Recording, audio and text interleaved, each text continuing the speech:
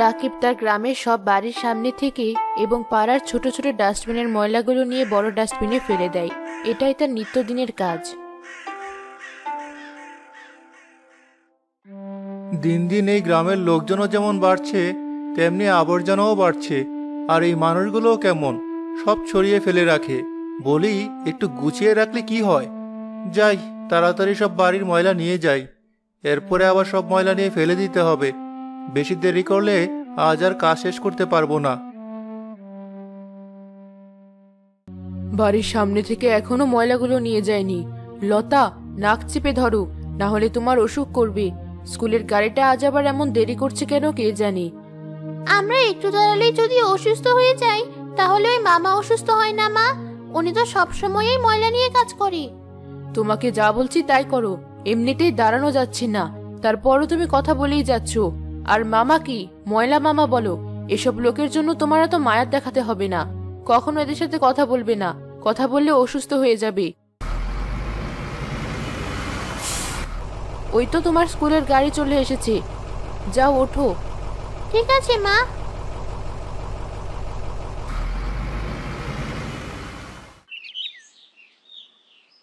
এই যে ময়লা মামা, আপনি এত দেরি করে আসেন কেন? বাড়ির সামনে ময়লা পড়ে থাকে, গন্ধ বের হয়, দাঁড়ানোর মতো অবস্থা থাকে না। নিজের কাজ ঠিকমতো করতে পারেন না?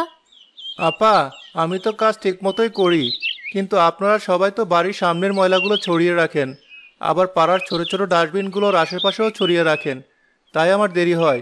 আপনারা যদি ভালো করে ডাস্টবিনে ময়লাগুলো রাখতেন, তাহলে আমার এত দেরি হতো না, আর এমন গন্ধও ছড়াতো না। আপনাদের ভুলের কারণে এমন হয়। আপনাদেরও কষ্ট হয়, আমারও কষ্ট হয়। আপনার এত বড় সাহস!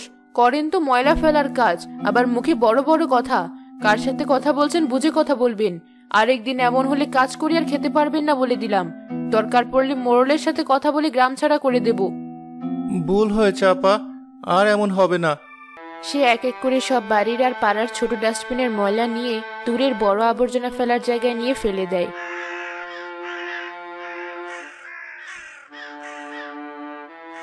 শরীর কেমন যেন খারাপ লাগছে, জ্বর জ্বরও মনে হচ্ছে। বাড়ি চলে যায় এবার। তোমাকে এমন লাগছে কেন? কি হয়েছে তোমার? হঠাৎ আবার অসুখ করলো নাকি? কদিন থেকে খেয়াল করি রাতে তোমার শরীর বেশ গরম লাগে।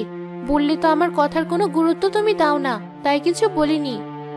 না বউ, গরিবের আবার অসুখ কিসের? আমার কিছু হয়নি। গ্রামের ময়লা দিন দিন বাড়তেই আছে। প্রতিদিন অনেক ময়লা নিয়ে এত দূরে ফেলতে হয়, তাই একটু ক্লান্ত লাগছে। তুমি আমাকে একটু খেতে দাও দেখি, কিছু খেলে ভালো লাগবে হয়তো।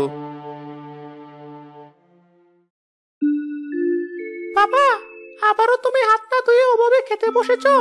কতবার বলেছি তোমাকে হাত ধুয়ে তারপর খেতে, তুমি আমার কোনো কথাই শোনো না। আমার স্কুলের ম্যাডাম বলেছে হাত না ধুয়ে খেলে অনেক অসুখ করে। দেখেছ বউ, আমার বাপ কয়দিনে অনেক কিছু শিখে গেছে। তুই চিন্তা করিস না বাপ, আমার কিছু হবে না। আমার অভ্যাস আছে। বাবা, বড় হয়ে আমিও কি তোমার মতো ময়লা ফেলে এসে হাত না ধুয়ে খাবার খেতে পারবো? তখন কি আমার আর কোনো অসুখ করবে না? না না বাপ, তুই কি বলছিস? তুই কেন আমার মতো এসব করবি? তোকে আমি এসব করতে দেব না। তুই কোনোদিন এসব করবি না। তুই লেখাপড়া করে অনেক বড় হবি, আর আমার মতো যারা কষ্ট করে এসব কাজ করে তাদের সাহায্য করবি। বল, করবি তো? হ্যাঁ বাবা, আমি সবাইকে সাহায্য করব। তুমি এত কষ্ট করে এত দূর নিয়ে ময়লা ফেলো, মোড়লকে বলে একটা গাড়ির ব্যবস্থা করে নাও, তাহলে আর এত কষ্ট হবে না। তারা কি আর গরিবের কষ্ট বুঝবে বউ? তাও বলে দেখবো একবার, যদি দয়া হয়।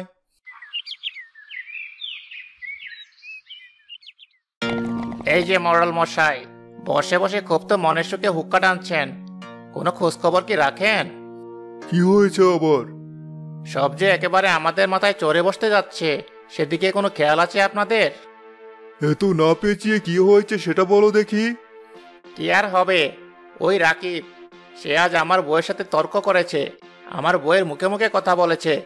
এভাবে যদি চলতে থাকে তাহলে আমাদের মতো প্রভাবশালীদের কি হবে বলুন দেখি। কথা তো ঠিকই বলেছ, এদের তো বাড়তে দেওয়া যাবে না, ওর বাড়ার আগে থামিয়ে দিতে হবে। আসলে ওকে কাজে রাখার তেমন কোনো ইচ্ছে আমার নেই, কিন্তু এই কাজের জন্য আর কেউ না থাকায় ওকেই রেখে দিয়েছি।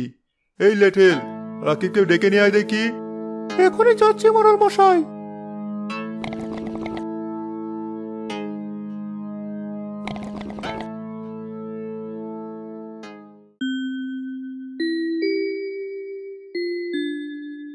মনু, এবার যা, পড়তে বস। তোর বাবা কত কষ্ট করে তোর লেখাপড়ার জন্য টাকা দেয়। ভালো করে লেখাপড়া কর, তুই ছাড়া আমাদের যার কোনো গতি নেই। হ্যাঁ বাপ, যা পড়তে বস। কাল কাজ থেকে ফেরার পথে তোর জন্য কিছু কিনে নিয়ে আসবো। ঠিক আছে বাবা, আমি এখনই যাচ্ছি।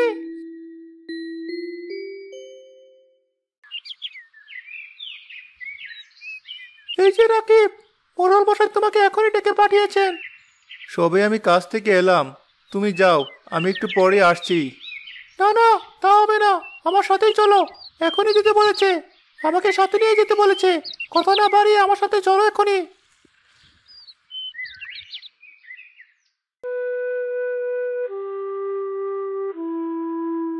আমাকে ডেকেছেন মোড়ল মশাই? তোর সাহস কি করে হয় নয়নের বউয়ের মুখের উপর কথা বলার? তুই জানিস না নয়ন কত বড় একজন অফিসার? শোন, আর একদিন এমন করলে তোকে কাজ থেকে বাদ দিয়ে দিব, তখন বউ ছেলে নিয়ে না খেয়ে মরবি, বুঝলি? তাই বলছি, কারোর সাথে কোনো কথা না বাড়িয়ে নিজের কাজ চুপচাপ করবি। ঠিক আছে মোড়ল মশাই। আমার একটা কথা ছিল মোড়ল মশাই, গ্রামে এখন আগের তুলনায় অনেক মানুষ বেড়েছে, আর ময়লাও বেড়েছে। এত বেশি ময়লা পিঠে করে নিতে আমার খুব কষ্ট হয়, শরীরটাও ভালো না। যদি একটা গাড়ির ব্যবস্থা করে দিতেন তবে খুব ভালো হতো।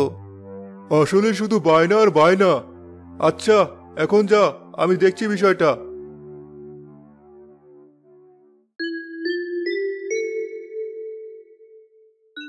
মা জানো, ময়লা মামার ছেলে আমাদের স্কুলে পড়ে, ও খুব ভালো ছাত্র। এটা কি করে সম্ভব? ওই রাকিবের ছেলে পড়ালেখা করবে আমাদের ছেলে মেয়ের সাথে? এটা হতে পারে না, বিষয়টা দেখতে হবে। এই ময়লার ভার আর নিতে পারছি না, শরীর যেন আর চলছে না। এভাবে আর কিছুক্ষণ থাকলে মনে হচ্ছে অজ্ঞান হয়ে যাব। তার থেকে এখন বাড়ি যাই, একটু পর ভালো লাগলে না হয় আসবো। কি এত তাড়াতাড়ি চলে এলে যে? কি হয়েছে? মনু, তুই তো স্কুলে গিয়েছিলি, এখন তো তোর স্কুলে থাকার কথা, তুই বাড়িতে কেন? বাবা, ম্যাডামরা আমাকে স্কুল থেকে তাড়িয়ে দিয়েছে আর বলেছে স্কুলে না যেতে। আমাদের মতো গরিব মানুষের জন্য স্কুল না।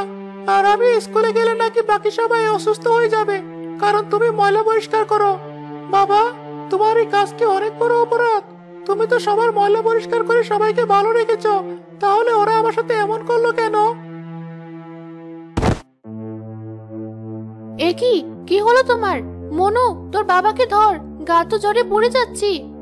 তাড়াতাড়ি বাবাকে নিয়ে হাসপাতালে চলো মা।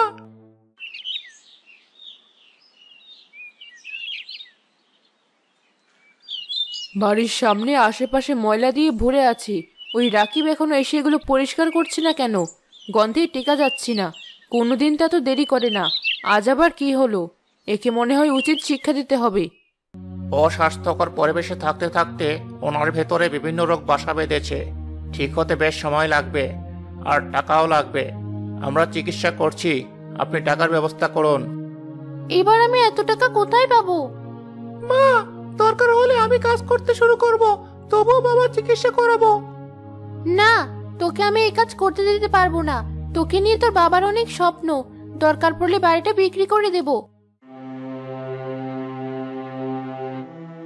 মোড়ল মশাই, খোঁজ দিয়ে এলাম, রাকিব হাসপাতালে ভর্তি। সে নাকি অনেক অসুস্থ। বলিস কি? এই 2-1 দিনেই তো ওকে ছাড়া চলছে না, এভাবে অসুস্থ হয়ে পড়ে থাকলে চলবে কি করে? শুনলাম ওর অবস্থাও নাকি ভালো না। চল দেখি ওর কাছে, যেভাবেই হোক ওকে সুস্থ করে তুলতে হবে।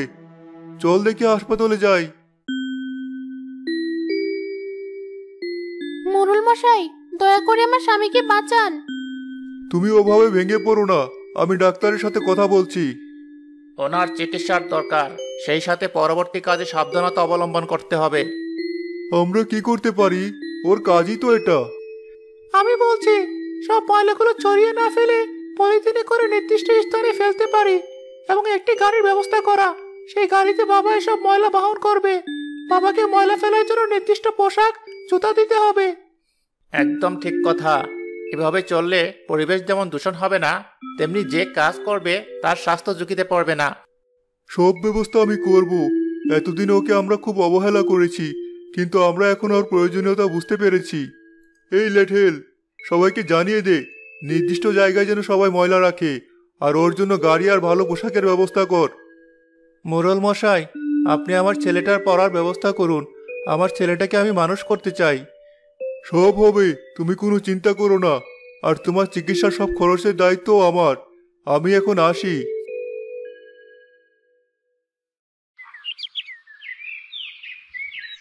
মোড়ল, আপনি কি আমায় ডেকেছেন? হ্যাঁ, তুমি খুব বড় অন্যায় করেছো। রাকিবের ছেলেকে স্কুল থেকে বের করানোর পিছনে তোমার হাত ছিল, সেটা আমি জানি। মনে রেখো, আমরা যাদের অবহেলা করি তাদের জন্যই আমরা সুন্দর পরিবেশ পাই। তারা না থাকলে আমাদের সমাজ সুন্দরভাবে চলবে না। তোমার এখন যা করার সেটা করো। আমি বুঝতে পেরেছি মোড়ল মশাই। মনু আবার স্কুলে যেতে শুরু করে, আর গ্রামের সবাই নির্দিষ্ট জায়গায় ময়লা ফেলে। রাকিবও একটা নির্দিষ্ট পোশাক একটা গাড়িতে করে ময়লা নিতে শুরু করে।